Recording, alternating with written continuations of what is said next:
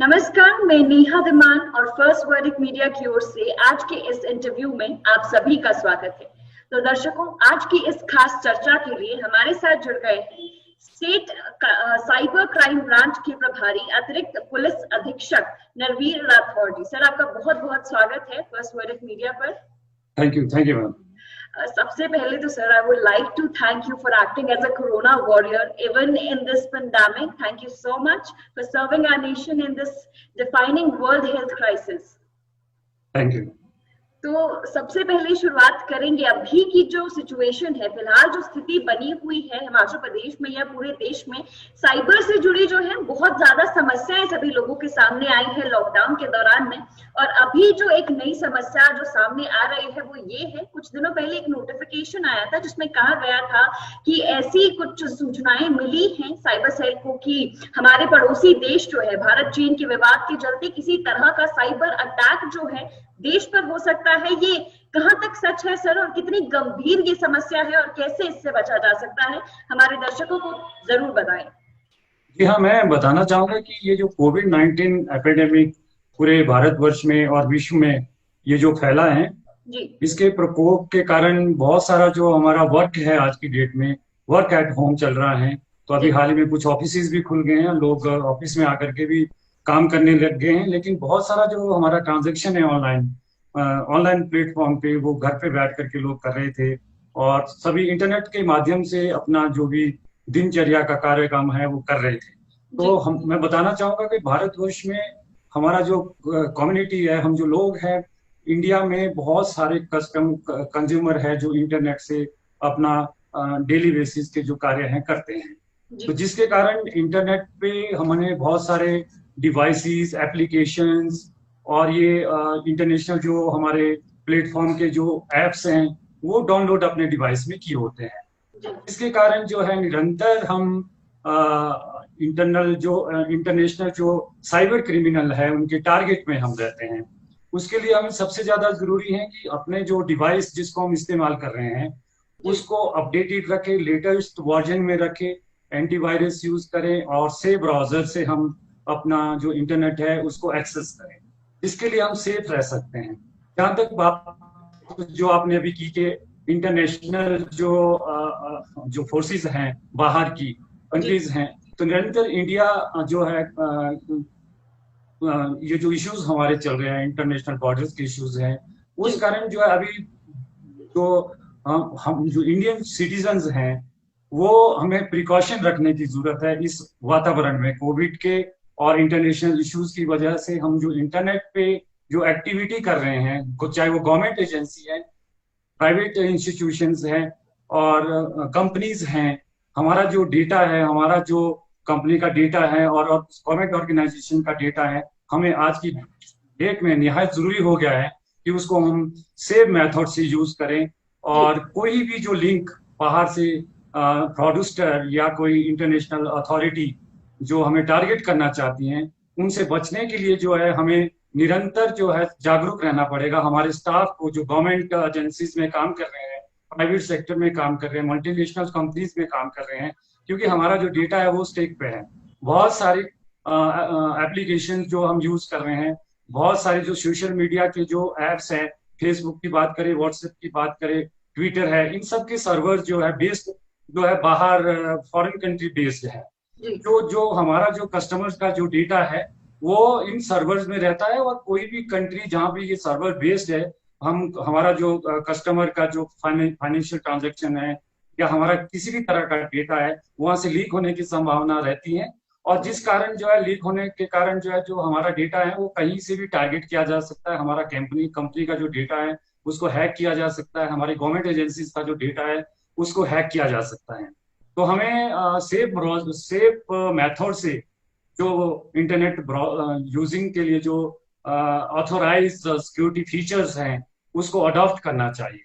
और आज के वातावरण में हमें बहुत ज्यादा सतर्क रहने की जरूरत है, चाहे वो कोई पर्सनल लेवल पे है, प्राइवेट लेवल पे है या गवर्नमेंट लेवल पे है। जी बिल्कुल, बहुत धन्यवाद सर ये महत्वपूर्ण जानकारी हमारे दर्शकों को देने के लिए। इसी के साथ साथ थोड़ी और जानकारी आपसे जानना चाहते हैं कि ये जब लॉकडाउन लगा हुआ था तो इस समय में कोई और क्राइम्स तो ज्यादा पॉसिबल नहीं थे, तो कितने केसेस हैं साइबर क्राइम के जो बड़े हैं, और किस तरह के केसेस आपके सामने आए हैं पूरे इस लॉकडाउन के दौर में, थोड़ा उनके बारे में जानकारी हमें दें और इनसे कैसे बचा जा सकता है, थोड़ा इस बारे में भी बताएं। क्या मैं बताना चाहूंगा कि लॉकडाउन के सिचुएशन में जैसे मैंने बताया, जो हमारे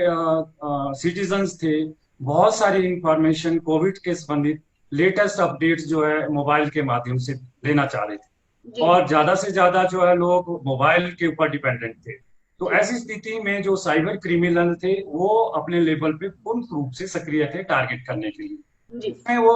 लोगों को भिन्न भिन्न तरह का लिंक्स भेजते थे और फाइनेंशियल फ्रॉड करने के लिए रहते। तो मैं बताना चाहूंगा वर्ष 2020 में जब से लॉकडाउन शुरू हुआ फरवरी जनवरी से,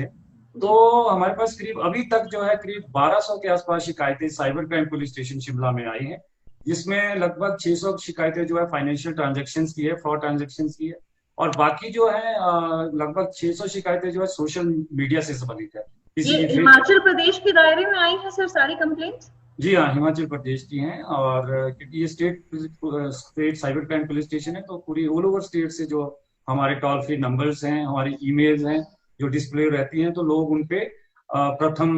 तौर पर हमें ही कंप्लेंट करते हैं और हम उसमें फर्स्ट रिस्पॉन्डर के तौर पर हम काम करते हैं जी। तो इस तरह मैं बताना चाहूंगा कि आज के परिप्रेक्ष्य में निरंतर कंप्यूटर इमरजेंसी रिस्पांस टीम जो हम इंडिया की है सार्टेन, उसने भी एक एडवाइजरी जारी की है आज के माहौल के हिसाब से कि भाई लोगों को और गवर्नमेंट एजेंसी को और प्राइवेट जो हमारे मल्टीनेशनल कंपनीज हैं उनको जागरूक रहने की जरूरत है आज के जो माहौल के हिसाब से, और उन्हें लेटेस्ट वर्जन का जो अपना कंप्यूटर्स हैं अपडेट रखें और एंटीवायरस को उसमें प्रॉपर यूज करें और सिक्योरिटी फीचर्स को जो है सही ढंग से इस्तेमाल करें ताकि हम किसी भी टारगेट का शिकार ना हो। और सबसे बड़ी बात है प्राइवेट तौर पे अगर हम कुछ यूज कर रहे हैं तो उसमें जो हमारी ईमेल्स वगैरह आती है, स्पैम खासतौर से ईमेल्स को आप डाउनलोड ना करें, क्योंकि उसके साथ कोई भी मालवेयर मलेशियस लिंक्स आ सकता है जो हमारे कंप्यूटर को, हमारे डिवाइस को हैक कर सकता है और हमारा जो वैल्यूएबल डेटा है उसको डिस्ट्रॉय कर सकता है। तो ऐसे परिप्रेक्ष्य से बचने के लिए निरंतर जो है गवर्नमेंट सेक्टर पे और कंपनी स्तर पर हमें अपना जो डेटा है डेली बेसिस पे अलग से जो है उसको सेव करना चाहिए, और पर्टिकुलर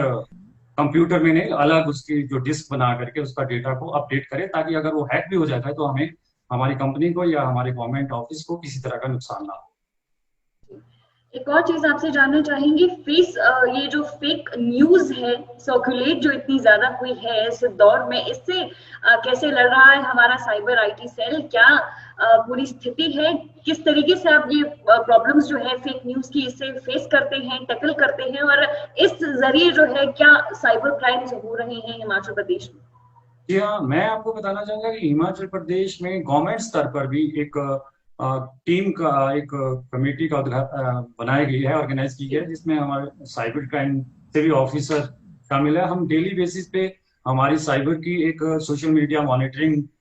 टीम है जो निरंतर जो है सोशल मीडिया पे नजर बनाए होते हैं कि कोई भी व्यक्ति कोविड-19 की सिचुएशन में, इस महामारी की सिचुएशन में जो भी र्यूमर फैला रहे हैं उनके ऊपर सख्त से सख्त कार्रवाई करें। तो मैं आपको बताना चाहूंगा कि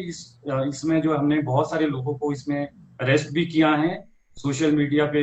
गलत र्यूमर फैलाने के लिए, और निरंतर हमारी उन लोगों पर नजर रहती है। और डेली बेसिस पे हमने जो Himachal Pradesh cyber police station ने जो काम किया है अभी कुछ महीनों में, तो उससे इस तरह की फेक र्यूमर फैलाने वालों पे काफी अंकुश भी लगा है और लोग काफी सचेत हो गए हैं। तो आगे भी मैं इन लोगों से कहना चाहता हूँ कि इंटरनेट पे आप जो भी एक्टिविटी करते हैं वो आपके प्रिंट्स वहां पे रहते हैं और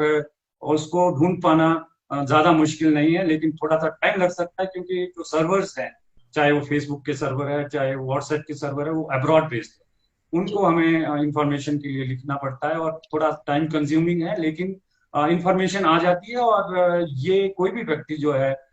इससे अपनी आइडेंटिटी कंसील नहीं कर सकता है और उसको वो कभी भी जो है लीगल एक्शन उसके खिलाफ हो सकता है। जिस तरह से बार बार अपनी जनता से हम कहते आ रहे हैं कि लॉकडाउन के इस दौर में जिस तरीके से अपने हाथों को सैनिटाइज करना जरूरी है, उसी तरीके से खबरों को भी सैनिटाइज करना बेहद महत्वपूर्ण इस पूरे दौर में बना हुआ था। आप सभी ये जान भी चुके हैं कि कितना आसान है इस तरीके की फेक न्यूज को ट्रैक करना। एक और चीज भी आपसे जानना चाहेंगे सर, जब ये ट्रैक हो जाता है तो इसके बाद क्या कार्रवाई की जाती है, क्या सजा ऐसे लोगों को मिलती है जो इस तरीके के साइबर क्राइम्स करते हैं, क्या है पूरा प्रावधान, उसके बारे में भी हमें जानकारी थोड़ी आपने। जी हाँ, मैं आपको बताना चाहूंगा कि ये जो भी एक्टिविटी फॉल्स तौर पे फेक आइडेंटिटी से लोग करते हैं जी, हमें एक एथिक है, कंप्यूटर के एथिक्स है कि इस पे जो है आपको जितना डिसिप्लिन आप रूटीन लाइफ में रखते हैं, कंप्यूटर और इंटरनेट के इस्तेमाल पे भी आपको उतना ही डिसिप्लिन रहने की जरूरत है मेंटली तौर पर। ये भूल कर भी कभी ये चूक मत नहीं करनी चाहिए कि मैं अपनी आइडेंटिटी को कंसील कर सकता हूँ। यहाँ मैं आपको बताना चाहूंगा कि जो भी व्यक्ति जो है इस तरह की एक्टिविटी करते हैं, फेक न्यूज रूमर फैलाता है या फेक कोई भी एक्टिविटी करता है, किसी महिला को इंटरनेट के माध्यम से, व्हाट्सएप के माध्यम से स्टॉकिंग करता है, उनके खिलाफ जो है डिजिटल एविडेंस हम कलेक्ट करते हैं और digital evidence court of law में जाती है और court of there is no need of other evidences. Digital evidence इतना स्टीक है जिसको डिनाई नहीं किया जा सकता और उस व्यक्ति को सजा होने का चांसेस कोर्ट ऑफ लॉ में बहुत ज्यादा रहते हैं, क्योंकि डिजिटल एविडेंस को there is no need of other evidences once it is proved legally. अगर हम बात करें महिलाओं की, क्योंकि अभी आपने जो है जिक्र किया है, तो ऐसे में ट्रोलिंग जो है बहुत ज्यादा सोशल मीडिया पर होती है, ट्रोलिंग भी करते हैं, बैड कमेंट्स जो हैं इस तरीके के बहुत ज्यादा सोशल मीडिया पर आते हैं, तो उनके लिए क्या सजा का प्रावधान है, कैसी जो महिलाएं हैं वो कंप्लेंट इस बारे में करवा सकती है, थोड़ी उसके बारे में भी अगर आप जानकारी दें। जी हाँ, मैं बताना चाहूंगी हमारे पास साइबर थाना में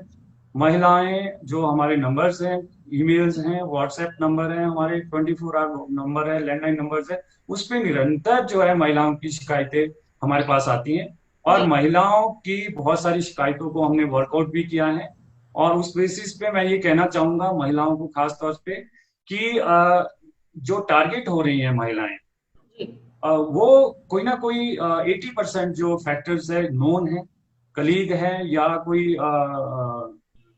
फेलो है, कॉलेज फेलो है, इस तरह से हैं, और 80% जो है कहीं ना कहीं उस आदमी का पास्ट हिस्ट्री उनके साथ जरूर रहती है और वो जो है फेक नेम से फिर उनको अप्रोच करते हैं।